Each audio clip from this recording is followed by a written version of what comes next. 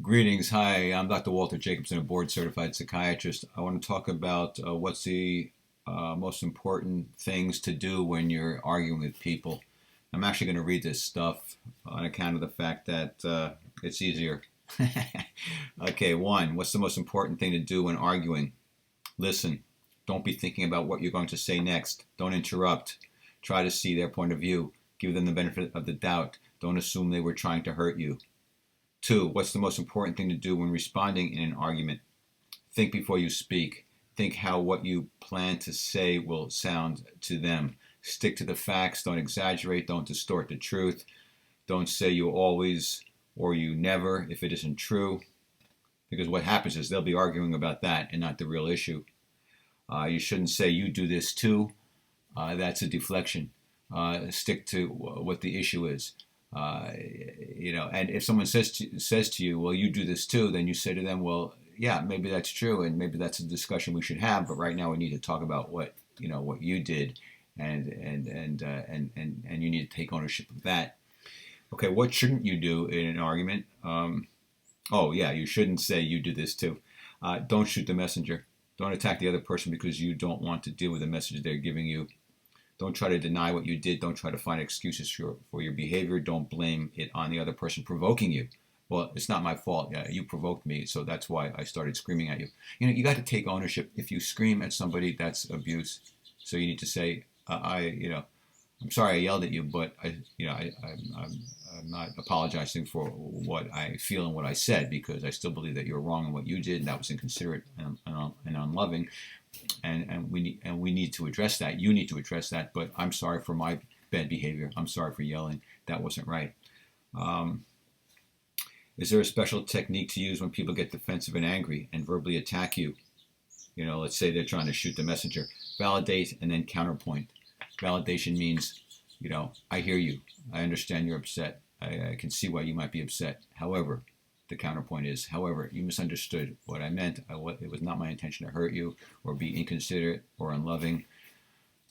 Okay, another form of validation prior to counterpointing and saying what you want to say is, I love you. I care about you. I'm sorry you're upset.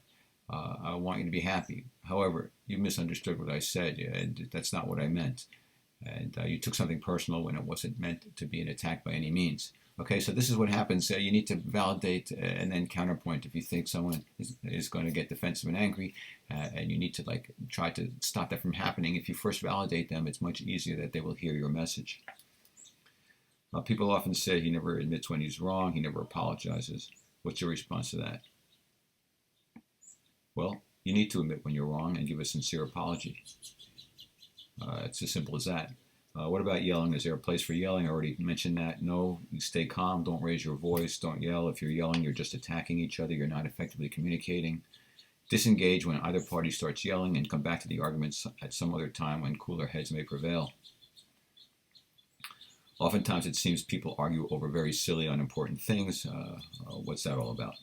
When people are fighting over little things, it means one or both of them is attacking the other, not because of what they did now, but because of hurt feelings, anger, and resentments from past transgressions that were never resolved.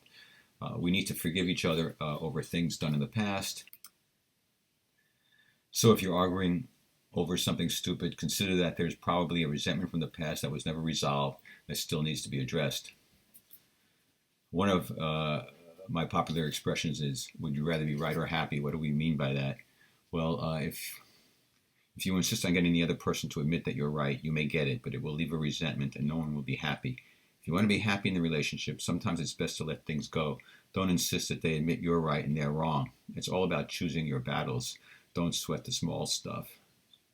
You don't have to make an issue over everything, but if there is a major infraction, then draw the line in the sand and have at it using the tools discussed here. Another expression is everything is love or a call for love. What do I mean by this? Oftentimes when people attack you, they're yelling at you, they're screaming at you, and it definitely feels like an attack. But actually, what is it? It's actually a call for love. They're insecure, they're scared, they need reassurance, they feel unloved, they feel their abandonment issues have been triggered. And so if you respond with anger and attack, you just are part of the problem. But if you can find a way to see that they're really scared and in need of love, and you can reach out and extend love to them, it could be a miraculous transformation. It's unbelievable. It works if you work it. Okay, any other additional things I can add? Treat people as you wish to be treated. Be respectful. Be gracious. Be compassionate. Be accepting and forgiving. All right, that's it. Take care. Peace be with you. See you next time.